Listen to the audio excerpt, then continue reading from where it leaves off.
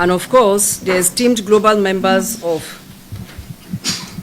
the Obedient family and the Labour Party Nigeria. We bring you special greetings from Labour Party, the beacon and face of the new Nigeria we want. Let me start by commending you all, members and leaders of our great party, for your tireless efforts in advancing democratic ideals and the vision of the limitless possibilities of a new Nigeria.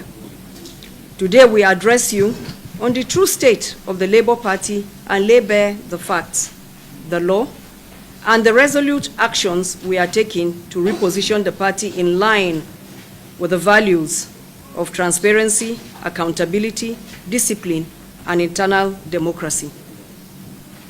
As a party, our journey has been marked by both progress and challenges.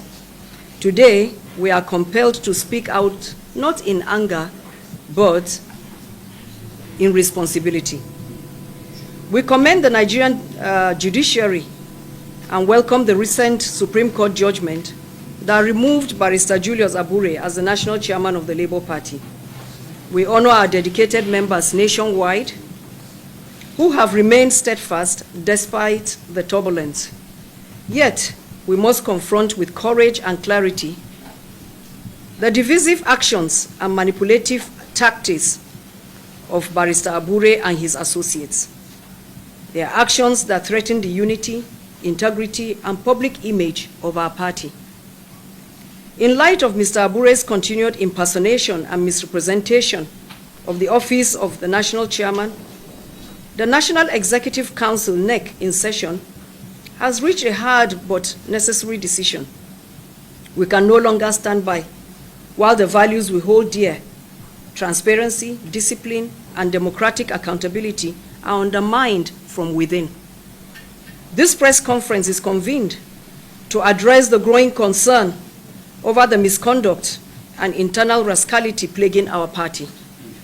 At a time when Nigerians are yearning for credible leadership and they see the Labour Party as a beacon of hope, it is regrettable that we must battle internal sabotage from those who should know better. Let me be clear. When others descend into rascality, we must rise with discipline. When they go low, we go high. Because our party must reflect the Nigeria we want to build. It has become evident that Mr. Abure does not have the best interests of the Labour Party at heart. Rather than unify the party, he undermines it. Rather than attract credible Nigerians to come and join, he alienates them. Instead of advancing our collective vision, he pursues narrow personal ambitions. Most painfully, he targets those who have brought credibility and national visibility to our party. His Excellency Mr. Peter Obi and Governor Alex Otti. They represent the aspirations of a new Nigeria. Governor Otti stands out today as one of the most effective and respected governors in the country. These men have sacrificed not for personal gain, but to give the Labour Party and Nigeria a real shot at transformation. What they demand is simple: a party that is transparent, democratic, and accountable. Instead of embracing this vision, Mr. Abure chooses confrontation and chaos. We say today, this must stop. For the sake of the Labour Party, for the sake of democracy, and for the sake of Nigeria's future.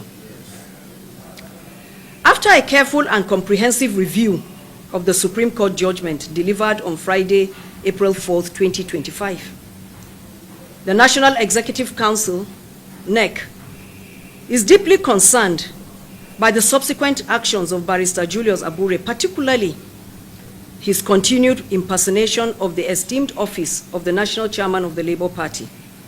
These actions have not only violated the spirit and letter of the law, but have also brought the image and integrity of our great party into disrepute. In the exercise of its constitutional mandate and in strict accordance with the disciplinary provisions of the Labour Party Constitution 2019 as amended, the NEC in session hereby announces the commencement of disciplinary actions against Mr. Abure.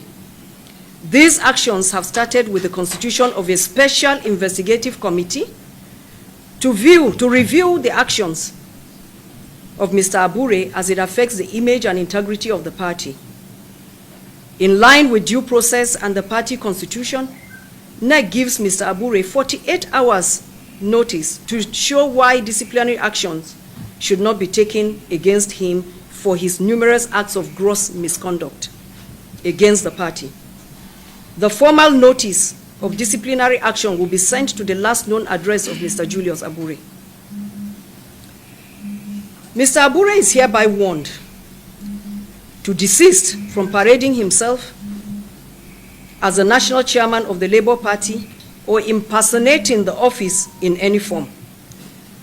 The apex court of the land has clearly and finally nullified his claim to leadership, and his tenure has long expired by the passage of time.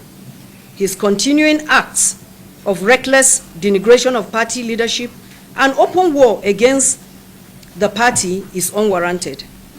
Rather than drag the image of the party further into disrepute, Mr. Abure is advised to deploy his time and attention to addressing the numerous allegations of corruption, forgery, perjury, and criminal conspiracies pending against him. The NEC of the Labour Party has passed a resounding vote of confidence on His Excellency Mr. Peter Gregory Obi, national leader of the Labour Party and the 2023 presidential candidate. The leadership of the Nigerian Labour Congress under the President, Mr. Joe Ajero, and the Trade Union Congress, and all the members of the Labour Party caucus in the National Assembly, and various states houses of assembly. You continue to stand for truth, integrity, and the values that define the Labour Party. We appreciate your commitment to the mission of saving Nigeria through a Labour Party government come 2027 by the grace of God. Similarly, we extend a resounding vote of confidence on His Excellency Dr. Alex Otti for his exemplary leadership and unwavering loyalty to the vision of the Labour Party. It is important to make clear that Mr. Abure and his expired National Working Committee lack the legal or moral authority to even speak of taking any disciplinary action against Dr. Alex Otti, the governor of Abure State, or any member of the Labour Party for that matter. We therefore urge Dr. Alex Otti, and indeed all members of the Labour Party, to kindly disregard Mr. Abure's ignorance and orchestrated disillusionment.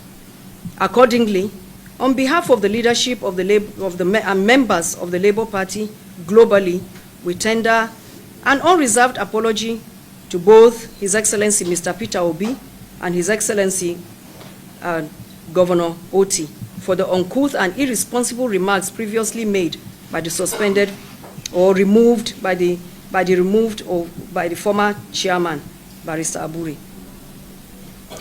Ladies and gentlemen, there is no doubt that the recent Supreme Court decision has answered all questions and cleared all doubts about the leadership of the Labour Party.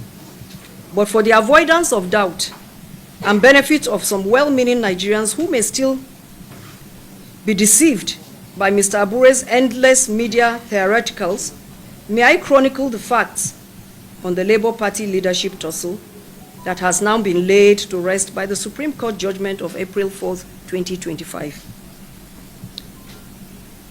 On June 9th, 2023, Barrister Julius Abure was allowed to lead the Labour Party NWC for a transitional one-year period post-2023 elections based on mediation and reconciliation with a clear mandate to conduct congresses from ward to national level. March 2024, instead of following due process, Abure convened a national convention without the ward, local government, or state congresses, without INEC supervision, contrary to the provisions of Section 223 of the 1999 Constitution of the Federal Republic of Nigeria as amended. the Labour Party constitution, and INEC regulations and guidelines for political parties.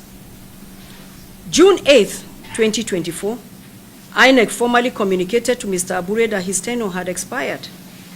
You may even have remembered that INEC excluded Mr. Abure from National Party chairman meetings on 2 occasions, recognizing and emphasizing that his tenure had elapsed or had lapsed. During the 2024 Ondo governorship election, INEC rejected Labour Party agent list submitted under Abure. Abure then sued INEC to compel recognition, a legal battle he lost. The Federal High Court erroneously ruled in Abure's favor, prompting a misleading INEC portal entry, which you can check, or for those who had checked before would see. When the name Barrister Julius Abure is stated on the portal of the INEC portal, you will notice that in bracket, by court order, is written there, while for other parties, for all other political parties, election by election is written there. On September 4th, 2025, Labour Party stakeholders, including elected officials and statutory NEC members, met in Umuahia, Abia State, and constituted a 29-member National Caretaker Committee led by my humble self, Senator Nenadi Usman, as chairman, and Senator Darlington Wokocha as the secretary. The committee was mandated to manage the affairs of the party and conduct full congresses from ward to the National Convention. The Labour Party National Caretaker Committee, led by myself, applied then to join the suit. And after appealing the erroneous Federal High Court decision, the Court of Appeal upheld Abure's claim in November 2024. The Labour Party Caretaker Committee then appealed the judgment of the Court of Appeal to the Supreme Court. The Supreme Court on the 4th of April 2025 delivered a final and a binding judgment. It upheld the appeal by Senator Nenadi's caretaker committee, Senator Nenadi's led caretaker committee, beg your pardon, and it dismissed Abure's cross appeal. It set aside the decisions of the lower courts recognizing Abure. It warned that party leaders should humbly vacate their office at the end of their tenures. Honorable Justice John Ian Okoro specifically declared the decisions of the trial court and the court below, recognizing Julius Abure as the national chairman of the first respondent, are hereby set aside. Investigations have revealed that Abure illegally issued state executive committee letters every 3 months in breach of the Labour Party's constitutional provisions, which means chairmen all over the Federation, in every state of the Federation, are given appointment letters every 3 months. Accordingly, we hereby nullify all these letters issued by the erstwhile chairman to state executive committees. The National Caretaker Extraordinary National Convention Planning Committee, as we are known, is the only organ of the Labour Party with the power to appoint state executive caretaker committees, and that we are going to do together with major stakeholders, because the committees are merely to help in conducting congresses from the ward right up to the National Convention at the federal level. It is with great optimism and a sense of renewed purpose that I inform our members across the globe that the leadership of our great party is diligently working to launch the nationwide membership registration and revalidation exercise in the coming weeks. This critical step will strengthen our grassroots engagement and reposition the Labour Party as a truly people-driven movement. In furtherance of this, we have formally notified the Independent National Electoral Commission, INEC, of our planned activities including the forthcoming ward, local government, state, and zonal congresses, which will be culminating into the National Convention. Full details and schedules will be communicated to all stakeholders in the coming days. In conclusion, the Labour Party stands united, disciplined, reinvigorated under our leadership, and supported by all members of the party. We will no longer tolerate impunity, illegality, or personal ambition above party interest. We reaffirm our commitment to rebuilding the Labour Party as a true vehicle for national transformation. The journey to the limitless possibilities of a new Nigeria continues, and we invite every Nigerian of conscience, including some of our members on the other side, to please join us. We call on all Labour Party members across Nigeria, irrespective of past disagreements or affiliations, to continue to support the current leadership and to refuse to be demonized by Abure, who has played his last card and is just clutching at straws. The Labour Party is your home. It is our home. And we need every hand on deck to build the party of our dreams. As I said the other time when I spoke, after the Supreme Court judgment at the Hilton when we had a press briefing, I said, in this matter, there is no victor, no vanquished. All we want is to build a Labour Party that will serve Nigerians, a Labour Party that will give us a vibrant vehicle that we can use for people to come contest election into various offices, win, and help forge Nigeria forward. That is just what we want. We want a Labour Party that has internal democracy, a Labour Party where if you are a member of any the executive, you know when you won election, when the congresses were done, when you started office, and that 3 or 4 years down the road is when you quit or you can go for re-election. We want a Labour Party where people who want to hold positions would go back to their wards and contest election in the congresses. And I would also want to call on all to come, please, let us unite to advance the limitless possibilities of the new Nigeria. I want to assure you that a new Nigeria is truly, as in indeed, is indeed possible. It is possible. One anchored on justice. We want a Nigeria that is anchored on justice, equity, and the supremacy of the will of the people, not the will of a few. Before I yield the microphone to the Secretary, I would want to read out the names of those who are being saddled with the responsibility of the disciplinary committee.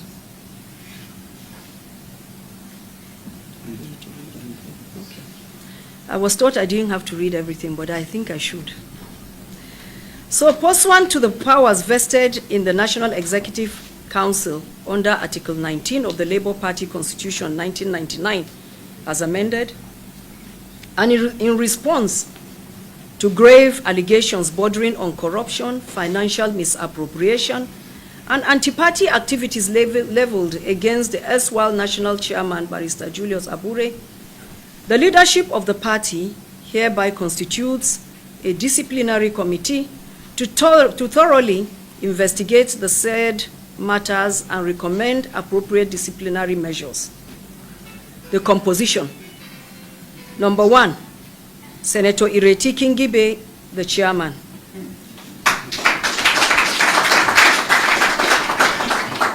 Two, High Chief Peter Ame, Secretary, cum member.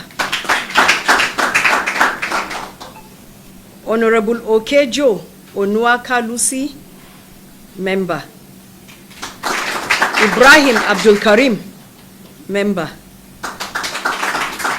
Mrs. Maria Lebeke, who was a one-time acting chairman, national chairman of the Labour Party, is also a member. Terms of reference.